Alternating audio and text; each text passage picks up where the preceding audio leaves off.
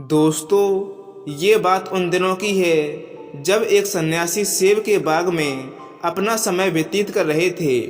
उस समय तक सन्यासी की प्रसिद्धि दूर दूर तक फैल चुकी थी और लोग अपनी चिंताओं और समस्याओं का समाधान खोजने के लिए दूर दूर से सन्यासी के पास आते थे।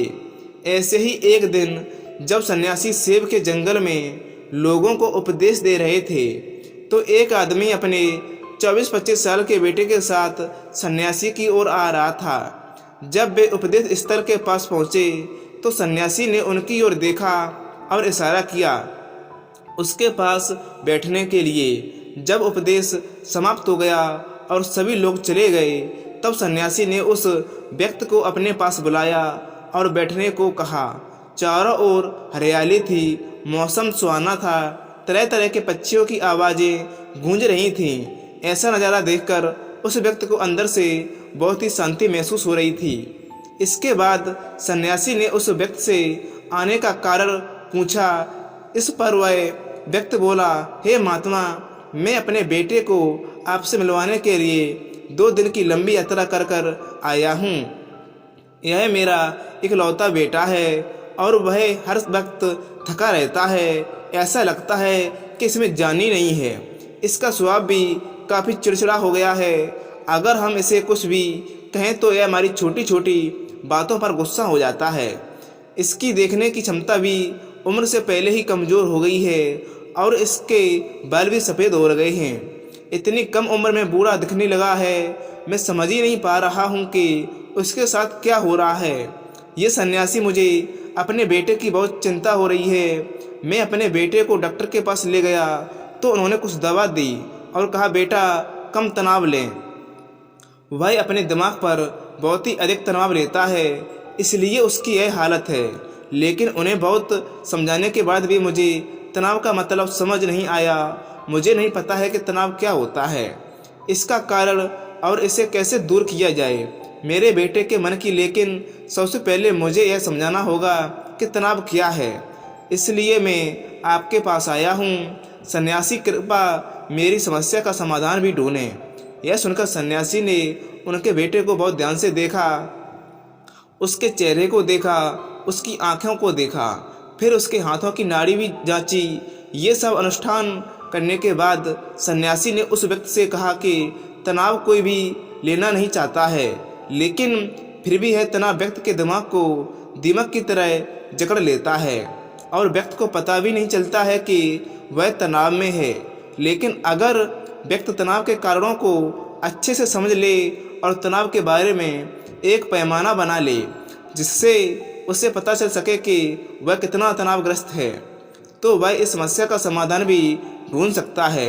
सबसे पहले यह समझ लें कि तनाव क्या है। जब कोई व्यक्ति काम कर रहा हो लेकिन उसका मन कल्पनाओं में भटक रहा है, इसलिए उसके शरीर और दिमाग के बीच एक दूरी बन जाती है। यह दूरी जितनी अधिक होगी, व्यक्ति उतनी ही देर तक बेहोशी की स्थिति में रहता है और शरीर और मन के बीच के इस तनाव को ही तनाव कहा जाता है।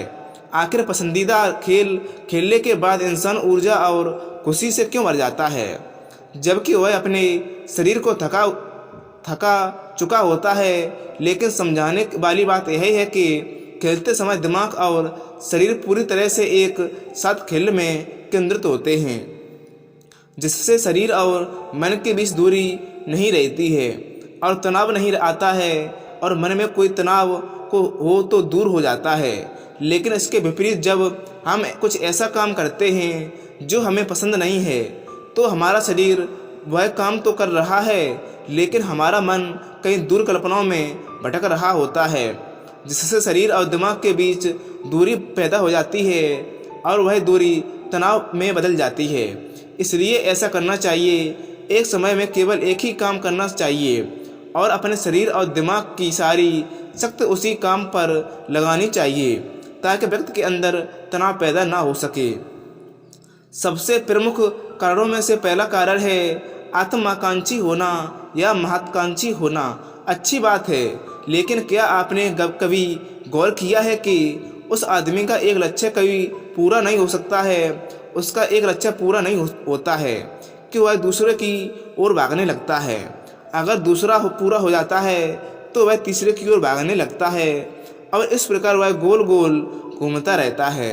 अपने जीवन में आने या अपने लक्ष्य को प्राप्त करने के लिए इसलिए जो व्यक्ति अधिक महत्वाकांक्षी होता है, जो बड़े लक्ष्य निर्धारित करता है, वह कभी भी वर्तमान में नहीं रह सकता। उसका दिमाग हमेशा भविष्य की ओर बनाने में व्यस्त रहता है। उसका शरीर वर्तमान में रहता है लेकिन उसका दिमाग भविष्य में रहता है, जिससे इंसान के शरीर के बीच दूरियां पैदा हो जाती हैं और वह तनावपूर्ण जीवन जीने लगता है। सन्यासी के मुख से यह बात सुनकर लड़के ने सन्यासी से कहा कि इसका मतलब क्या है कि हमें लक्ष्य नहीं बनाना चाहिए, क्योंकि लक्ष्य निर्धारित करना भी महत्वाकांक्षी है। इसी बहाने सन्यासी ने कहा कि जीवन में लक्ष्य रखना कोई गलत बात नहीं है, लेकिन समस्या तब उत्पन्न होती है जब हम अपना सारा ध्यान उस लक्ष्य को प्राप्त करने के लिए या प्रमाण पर केंद्रित कर लेते हैं। व्यक्ति को वर्तमान में जीना चाहिए, एक लक्ष्य निर्धारित करें और उस लक्ष्य को प्राप्त करने के लिए कड़ी मेहनत करते रहें। लेकिन साथ ही आपको यह भी ज्ञान होना चाहिए कि आप अभी भी वर्तमान में जी रहे हैं और वर्तमान सत्य है। सन्यासी ने आगे कहा कि ईर्ष्या तनाव का एक और बड़ा कारण होता है। जब कोई व्यक्ति ईर्ष्या और ईर्ष्या से भर जाता है तो उसका मन अंदर ही अंदर सड़ने लगता है। ईर्ष्या एक आंतरिक घाव है, यानी मन का घाव इंसान के शरीर का घाव हो सकता है, लेकिन मन का घाव ठीक नहीं हो सकता है।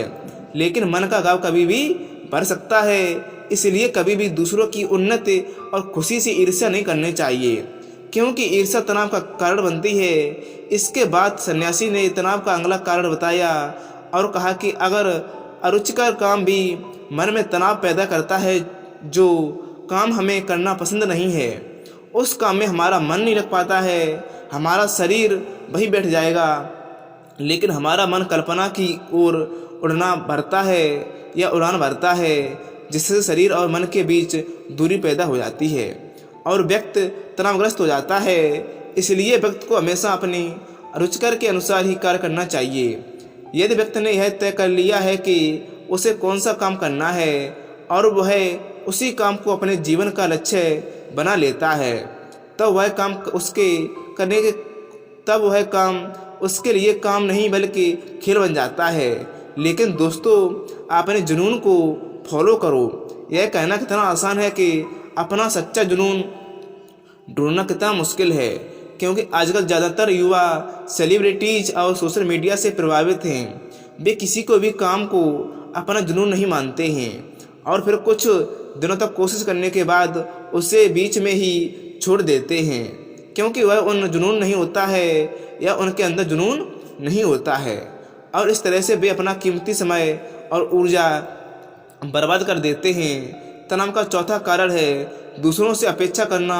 सन्यासी ने उस व्यक्ति की ओर इशारा करते हुए कहा, एक पिता के रूप में तुम्हें अपने बेटे से बहुत सारी उम्मीदें होंगी, लेकिन आपका बेटा बहुत ही सफल इंसान बने, आपका नाम रोशन करे और जैसा जीवन चाहे वैसा जीवन जिए, आपकी हर बात मानने के लिए तैयार होगा। लेकिन क्या आज तक किसी भी उम्मीदें आपकी पूरी हुई हैं? जब भी कोई व्यक्ति दूसरों से कुछ अपेक्षा करने लगता है तो वह अनजाने में तनाव पैदा करता होता है और उसके मन में तनाव पैदा होना शुरू हो जाता है। खुद के लिए जरा सोचिए, अगर आपका बेटा आपके मुताबिक काम नहीं कर रहा है और वह वैसा नहीं बन पा रहा है जैसा आप उसे बनाना चाहते हैं, तो निश्चित तौर पर तनाव आपके दिमाग में हावी हो जाएगा। आप तनावपूर्ण जीवन जीने लगेंगे और इस तनाव में आप इस तरह व्यवहार और बातचीत करेंगे कि आपके बेटे के साथ संबंध पद से बेहतर होते चले जाएंगे। इसलिए व्यक्ति को दूसरों से अपनी क्षमता से कम उम्मीदें रखनी चाहिए और अगर आप दूसरी तरह से तनाव मुक्त रहना चाहते हैं तो दूसरों से उम्मीद करना बंद करें। इसके बाद सन्यासी ने कहा कि शारीरिक कष्ट भी मनुष्य के तनाव का एक कारण होता है। जब कोई व्यक्ति किसी शारीरिक दर्द से गुजर रहा होता है तो उसका पूरा ध्यान उस दर्द पर होता है और वह सारा दिन बस अपने दर्द के बारे में ही सोचता रहता है, जिससे उसका मन दुखद विचारों से भर जाता है।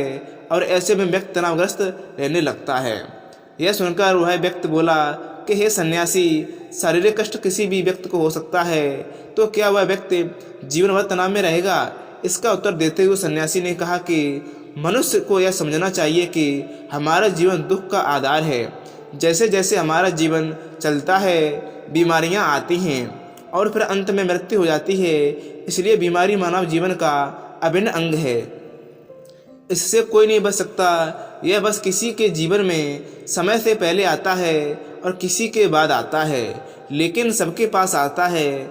जब मानव मस्तिष्क इस बात को अच्छी तरह से समझ लेगा या समझ जाएगा, तो तब उसे अपनी बीमारी के बारे में सोचकर ज़्यादा तनाव नहीं होगा, क्योंकि यह हमारे जीवन का अभिन्न अंग है और इसलिए यह हमारे जीवन का अभिन्न अंग हो सकता है। और इसके लिए शारीरिक व्यायाम का अभ्यास करते रहना चाहिए और स्वस्थ जीवन शैली को भी अपने जीवन में जगह देनी चाहिए, जिससे उनका शरीर लंबे समय तक स्वस्थ रहकर ठीक से काम कर सके। तनाव का अगला कारण है अपनी योजनाओं को अपने समझने के लिए समय न दें। कुछ लोगों के मन में यह विचार घर बना लेता है कि वे बिना सोचे समझकर उस पर काम करना शुरू कर देते हैं, और जब उन्हें उस काम में असफलता मिलती है तो वे तनाव से भर जाते हैं, क्योंकि उन्होंने उस काम को शुरू करने से पहले उस काम के बारे में पूरी जानकारी इकट्ठी नहीं की थी। किसी भी कार्य को शुरू करने से पहले व्यक्ति को अच्छे और बुरे परिणाम के बारे में ठीक से विचार कर लेना चाहिए। व्यक्ति को यह भी अच्छे से सोचना चाहिए कि यदि यह योजना सफल नहीं हुई है तो उसके बाद मैं क्या करूँगा। इसके लिए व्यक्ति को अपनी योजना को समझने के लिए पूरा समय देना चाहिए, ताकि वही योजना तनाव पैदा न कर सके। तनाव का 7वां सबसे बड़ा कारण होता है टाल मटोल है। आज का काम कल पर टाल देना। अपने यह कहावत तो सुनी होगी कि आलस मनुष्य का सबसे बड़ा दुश्मन है। मनुष्य अपने आलस के कारण आज के समय को कल पर टाल देता है और फिर टालना उसकी आदत बन जाती है। टाल मटोल करने वाले का काम कभी भी समय पर पूरा नहीं होता, और अगर किसी कारण से पूरा हो भी जाता है तो उतना अच्छा नहीं होता जितना हो सकता है, और फिर यह बात इंसान के अंदर तनाव पैदा करती है। लेकिन आखिरी समय पर टालना या न टालना, यह करना आदत एक इसलिए न चाहते हुए भी व्यक्ति बार बार इस आदत का शिकार हो जाता है और फिर काम को टालना रहता है, और अपनी ज़िंदगी में वह हमेशा काम को टालता ही रहता है। और जब फिर काम की समस्या या काम की सीमा नज़दीक आ जाती है तो वह उस काम को पूरा करने की कोशिश करता है। इसलिए तनाव मुक्त रहने के लिए व्यक्ति को काम टालने की आदत छोड़ देनी चाहिए, और यह तभी संभव है जब लोग काम को समय से पहले पूरा करने का प्रयास करेंगे। तनाव का आखिरी और सबसे बड़ा कारण है ज़्यादा सोचकर लगातार सोचना। यह भी एक बीमारी है, और यह उन लोगों में सबसे ज़्यादा पाई जाती है जो कल्पनाएं करते हैं, जो अतीत की घटनाओं के बारे में सोचते हैं और जो भविष्य के बारे में बहुतायत अटलते रहते हैं। इसलिए व्यक्ति को ज़्यादा सोचने की आदत पर अंकुश लगाना चाहिए और उससे जितना हो सके खुद को काम करने में व्यस्त रखना चाहिए, और प्रतिदिन ध्यान में अभ्यास को अपने जीवन का हिस्सा बना लें। सन्यासी के मुख से ये बातें सुनकर वह व्यक्ति हाथ जोड़कर बोला कि हे सन्यासी, मेरा बेटा अभी सिर्फ 20 साल का है और इसे इतनी समझ भी नहीं है कि वह सभी बातों का पालन कर सके। कृपया तनाव दूर करने का कोई आसान तरीका बताएं, ताकि मेरा बेटा भी उसे अपना सके और तनाव से मुक्त रह सके। उस व्यक्ति की यह विनती सुनकर सन्यासी ने सोचते हुए उत्तर दिया, यदि आप इसे सारी बातों का पालन नहीं कर सकते हैं तो इसके लिए एक बहुत ही आसान तरीका है। आप एक समय में एक ही काम करने पर ध्यान केंद्रित करते हैं। आप उस समय जो कर रहे हैं बस उसी समय पर ध्यान केंद्रित करें, और यदि आपका मन भटकता है तो जैसे ही आपको याद आए आप अपना ध्यान उस काम पर लौटा दें। तनाव मुक्त रहने का यह सबसे आसान और अच्छा तरीका है। जब आप खाएं तो केवल खाएं, उसके स्वाद का आनंद लें, उसे महसूस करें कि जब आप चले जाएं तो अपना ध्यान केवल चलने पर ही केंद्रित करें। इससे आपका दिमाग और शरीर दोनों एक साथ ही जगह पर केंद्रित होंगे। दोनों के बीच कोई दूरी नहीं रहेगी, जो तनाव का मुख्य कारण है। दोस्तों, आज की युवा पीढ़ी एक ही समय में 2 या 3 काम करने की आदी हो गई है।